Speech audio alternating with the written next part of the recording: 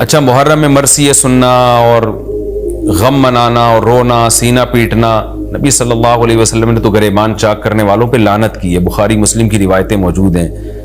لیس منا من شق الجیوب، جو گریبان پھاڑتا ہے وہ ہم میں سے نہیں ہے. تو یہ سینہ پیٹنا، نوحہ کرنا، نیاحہ پر تو بخاری مسلم کی صحیح احادیث موجود ہیں نوحہ پر کہ یہ حرام ہے، ناجائز ہے، اس لیے ہم اس کو جائز نہیں سمجھتے. ہم یہ کہتے ہیں کہ سیدنا حسین ابن علی رضی اللہ تعالیٰ عنہ کی تعلیمات کو فالو کریں. آپ تعلیمات تو زیرو ہیں، ہم ان کی تعلیم، ان کی تو اتنی بڑی داڑھی تھی سیدنا حسین ابن علی رضی اللہ تعالیٰ عنہ کی، وہ تو سخی تھے، وہ تو غیرت مند تھے. آج ہمارے یہاں سے غیرت ختم ہو گئی ہے، بہنوں کی وراثتیں کھا کے بیٹھے ہوئے ہیں ہم لوگ، اور انہی وراثتوں سے عمرے بھی ہو رہے ہوتے ہیں وراثت کھا کے. تو گھر میں گھر والوں کو ٹائم نہیں دیتے، غربا مساکین کا خیال نہیں ہے، نماز تکبیر اولیٰ کی پابندی نہیں ہے. ان چیزوں کو فوکس کریں. حضرت حسین رضی اللہ تعالیٰ عنہ نے تو کربلا کے میدان میں بھی نماز نہیں چھوڑی، اور آج خواتین شاپنگ کرتی ہیں، نمازیں چھوڑ دیتی ہیں. کسی شادی میں جانا ہے، بس میں بیٹھے ہوئے نمازیں چھوڑ دیتے ہیں. تو اللہ کا واسطہ تعلیمات کو فالو کریں اہل بیت کی. تعلیمات کو فالو کیے بغیر ہمیں کچھ بھی حاصل نہیں ہوگا. تو وہ کسی شاعر نے بڑی پیاری بات کہی ہے نا، شرط ایماں مصطفیٰ سے والہانہ پیار ہے، پیار لیکن پیروی ہے، پیروی دشوار ہے. مصطفیٰ صلی اللہ علیہ وسلم سے ایمان کی شرط ہے کہ آپ کو نبی سے بے پناہ محبت ہو، لیکن محبت کی دلیل کیا ہے کہ آپ فالو کتنا کرتے ہیں. تو اہل بیت سے محبت یہ ایمان کا حصہ ہے ہمارے. اس محبت کے بغیر آپ جنت میں نہیں جا سکتے. لیکن آپ میں محبت ہے یا نہیں ہے، یہ کالے کپڑوں سے یا سینہ پیٹنے سے پتہ نہیں چلے گا. اس کا پتہ اس سے چلے گا کہ آپ ان کو فالو کتنا کرتے ہیں. تو یہ چند احکامات تھے. لوگوں نے سوال پوچھے تھے مسائل میں، تو میں نے ان کے جوابات دے دیے. اور کچھ مسائل محرم کے حوالے سے اور بھی ہیں، پھر وہ بعد میں یاد آتے ہیں. ہاں، حلیم کو حلیم کہنا، یہ بھی ایک سوال تھا. لوگ کہتے ہیں کہ جی حلیم اللہ کا نام ہے، تو کھانے پینے کی چیز کو ہم حلیم کیوں کہتے ہیں؟ دیکھیں، جب اللہ کے لیے لفظ حلیم استعمال کیا جاتا ہے اس کا مفہوم کچھ اور ہوتا ہے، جب دیکھ کے لیے استعمال کیا جاتا ہے اس کا مفہوم کچھ اور ہوتا ہے. تو اس میں کسی کا تصور بھی نہیں جاتا کہ میں اللہ کا نام لے رہا ہوں.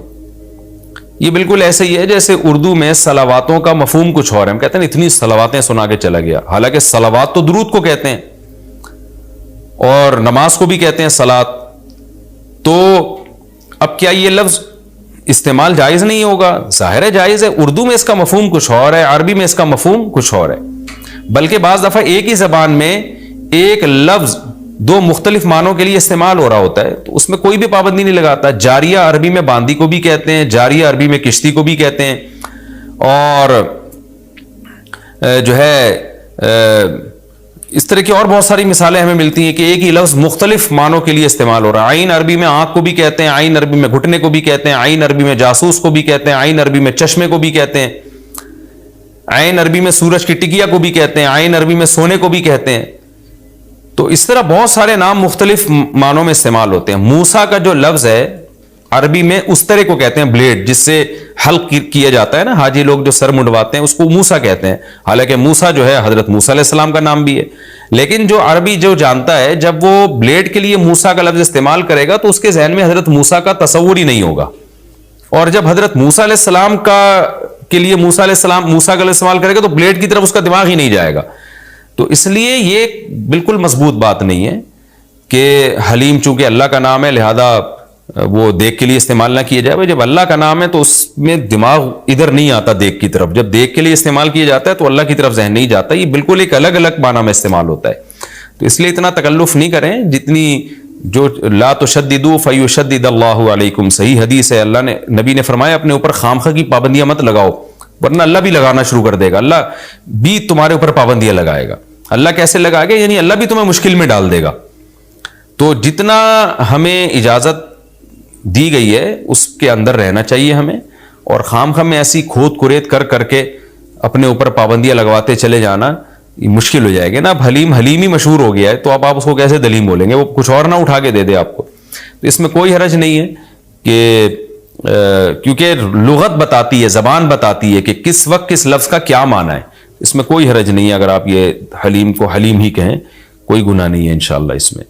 اچھا، بعض لوگ یہ بھی کرتے ہیں، یہ کسی نے سوال پوچھا ہے یہ ہمارے کیمرہ مین نے ہی پوچھا ہے، نبیل بھائی نے، کہ مجھے تو یقین نہیں آ رہا کہ ایسا بھی کرتے ہیں، لیکن یہ بتا رہے ہیں کہ بہت سارے سنی حضرات یہ کرتے ہیں کہ محرم میں امام بارگاہوں میں جا کے منتیں مانتے ہیں اور پھر اگلے سال ان منتوں کو پورا بھی کر رہے ہوتے ہیں جو بھی انہوں نے منتیں مانی ہوتی ہیں. تو دیکھیں یہ بھی حرام اور ناجائز عمل ہے. منت کے لیے کوئی دن مہینہ متعین نہیں ہے، جب چاہے جہاں چاہے منت مان سکتے ہیں. اور منت کی حقیقت کیا ہے کہ اس کی ورڈنگ کیا ہے، اس کے لیے کسی جگہ نہیں جانا جائز ہے، بلکہ اس کے یہ کہ جہاں بھی آپ ہیں آپ یہ الفاظ کہہ سکتے ہیں کہ اے اللہ اگر میرا یہ فلاں کام ہو گیا تو میں اتنے پیسے صدقہ کروں گا، اے اللہ اگر میرا یہ فلاں کام ہو گیا تو میں اتنے روزے رکھوں گا، اے اللہ اگر میرا مریض ٹھیک ہو گیا یا میری بیماری ٹھیک ہو گئی تو میں اتنی رکعت نماز پڑھوں گا. اس طرح کی منتیں ماننا جائز ہے. اس کے لیے امام بارگاہ یا مسجد یا کسی مزار پہ جانا حرام ہے. خوب سمجھ لیں، یہ گھر بیٹھے بیٹھے ہو سکتا ہے، یعنی اس کا کوئی جگہ شریعت نے منت کے لیے متعین نہیں کی ہے. اسپیشل اس کام کے لیے آپ مسجد جا رہے ہیں کہ یہ سوچ کے کہ وہاں جا کے منت مانوں گا تو شاید منعقد ہوگی، ایسا نہیں ہے. منت کہیں بھی ہو جاتی ہے. ہاں کوئی مسجد میں نماز کی نیت سے جائے کہ 2 رکعت پڑھ کے اللہ سے دعا مانگوں گا تو ایک الگ بات ہے، اس کے لیے مسجدیں ہیں. تو مزار تو اس کے لیے بھی نہیں ہے، وہ تو وہاں تو بالکل ہی حرام ہے.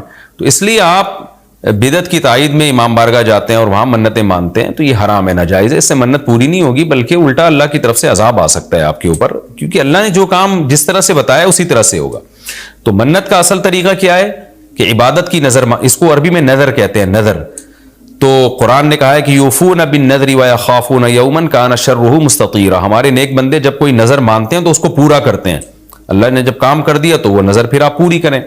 تو اس کا طریقہ کیا ہے کہ آپ گھر میں بیٹھیں جہاں بھی ہیں آپ زبان سے یہ الفاظ دہرا دیں کہ اے اللہ اگر میرے مریض کو شفا مل گئی یا میں ٹھیک ہو گیا یا میں امتحان میں پاس ہو گیا تو میں اتنے پیسے صدقہ کروں گا یا کروں گی، یا اتنی رکعت نماز پڑھوں گا یا پڑھوں گی، یا اتنے روزے رکھوں گا یا رکھوں گی. اس طرح کی عبادت کی نظر ہوتی ہے، اس کے علاوہ نہیں ہوتی.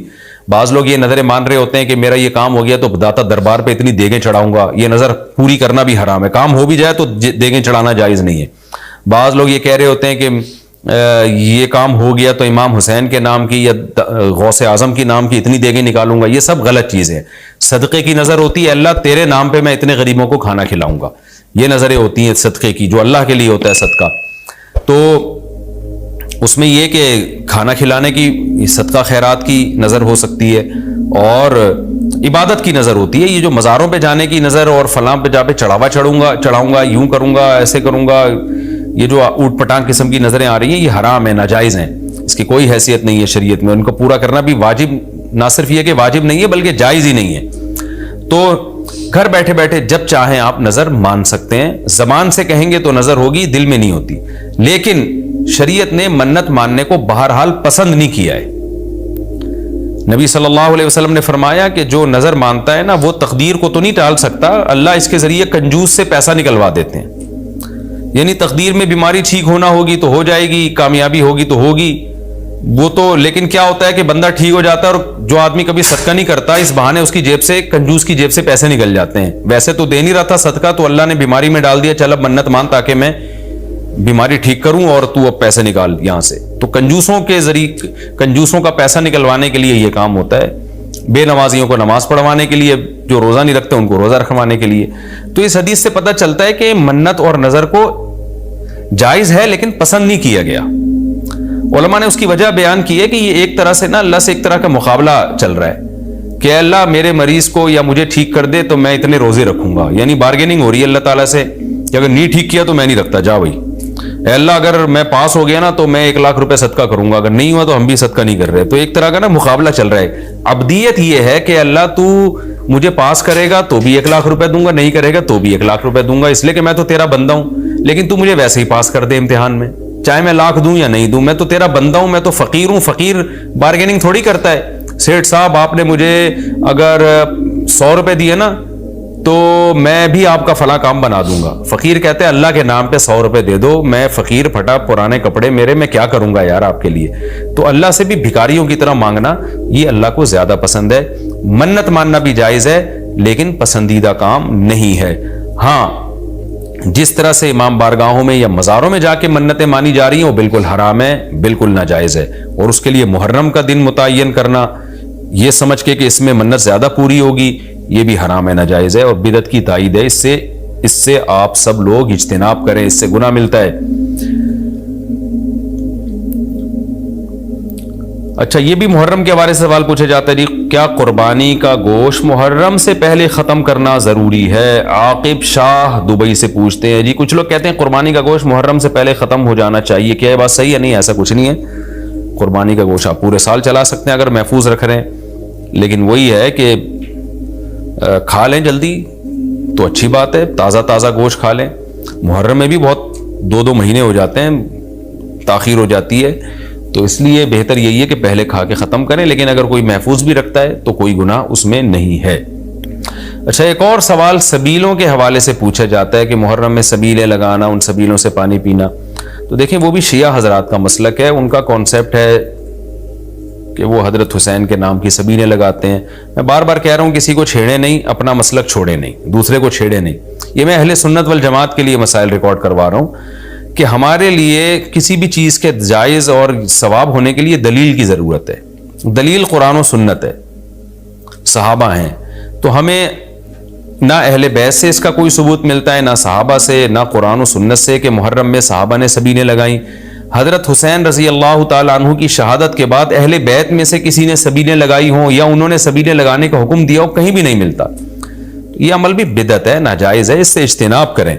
اور ایک عجیب بات ہے، کبھی آپ اس کو غم کا مہینہ کہتے ہیں اور کالے کپڑے پہنتے ہیں اور سبیلیں لگا کے لوگوں کو شربت پلا رہے ہیں، تو یہ تو خوشی کے موقع پہ ہوتا ہے نا، خوشی کے موقع پہ کھلایا پلایا جاتا ہے، تو یہ ایک کنفیوژن ہے کہ یہ خوشی منا رہے ہیں کہ غم منا رہے ہیں۔ تو کھلانا پلانا خوشیوں کے موقع پہ ہوتا ہے، تو اس لیے آپ ان چیزوں سے اجتناب کریں، نہ سبیل لگائیں، نہ اس پہ کھڑے ہو کر پانی پئیں۔ جو لگا کے بیٹھا وہ اس کو چھیڑے نہیں، آپ تنگ نہ کریں، وہ اس کا مسلک ہے، اس کو چھوڑ دیں۔ دنیا میں بہت سارے فرقے ہیں، کس کو آپ قابو میں کریں گے؟ ملک میں انارکی پھیلتی ہے، ملک میں فسادات ہوتے ہیں، کسی سے نفرت کرنے کی ضرورت نہیں ہے، کسی کو ٹاؤنٹنگ کرنے کی ضرورت نہیں ہے، طنز تانے کی ضرورت نہیں ہے۔ جو لگا کے بیٹھا ہوا ہے لگائے، جو پی رہا ہے اس کو پینے دیں، چھیڑے نہیں۔ لیکن میں آپ کے لیے یہ کہہ رہا ہوں جو اس وقت میرا پروگرام سن رہے ہیں، اگر آپ قرآن و سنت ہی کو فالو کرتے ہیں، آپ اہل سنت والجماعت میں ہیں، یا تو میں بار بار کہتا ہوں پورے شیعہ ہو جائے نا، پھر آپ ڈبل مسلکوں پہ چلنا تو یہ دنیا میں کسی کا بھی اصول نہیں ہے کہ آدھا ادھر آدھا ادھر، وہ تو کہیں کا بھی نہیں ہوتا، یا تو پورے ادھر ہو جائیں یا پھر پورے اہل سنت والجماعت بن جائیں۔ تو اہل سنت والجماعت کے ہاں یہ سبیلیں لگانا یہ جائز کام نہیں ہے، کیونکہ قرآن و سنت سے اس کا ثبوت نہیں ہے۔ لوگ کہتے ہیں کہ آدمی کسی کو شربت پلا رہا ہے، پانی پلا رہا ہے، تو پانی پلانا تو بڑا اچھا کام ہے، پانی پلانا اچھا کام ہے، پورے سال کسی دن کو خاص کر لینا یہ اچھا کام نہیں ہے، تو اس سے بدعت کی تائید ہوتی ہے۔ تو اگر کوئی پیاسا آپ کو نظر آتا ہے تو محرم میں ہو تو محرم میں بھی پلائیں، سفر میں ہو تو سفر میں بھی پلائیں، لیکن کوئی پیاسا نہیں ہے تو جیسے آپ پورے سال سبیلیں نہیں لگاتے تو محرم میں بھی نہ لگائیں آپ، کیونکہ اگر آپ پورے سال نہیں لگاتے محرم میں لگا رہے ہیں تو یہ اس کی علامت ہے آپ اس مہینے کو سبیل کے حوالے سے خاص ویلیو دے رہے ہیں، تو اس ویلیو کی آپ کے پاس قرآن و سنت سے دلیل ہونی چاہیے۔ دلیل نہیں ہے تو ہمارے پاس دلیل ہے، نبی صلی اللہ علیہ وسلم نے فرمایا من احدث فی امرنا ھذا ما لیس منہ فہو رد وفی روایت فہو مردود، جو ہمارے دین میں کوئی بھی نئی چیز لے کر آئے گا نبی نے فرمایا وہ مردود ہے، ہم نہیں اس کو ایکسیپٹ کریں گے۔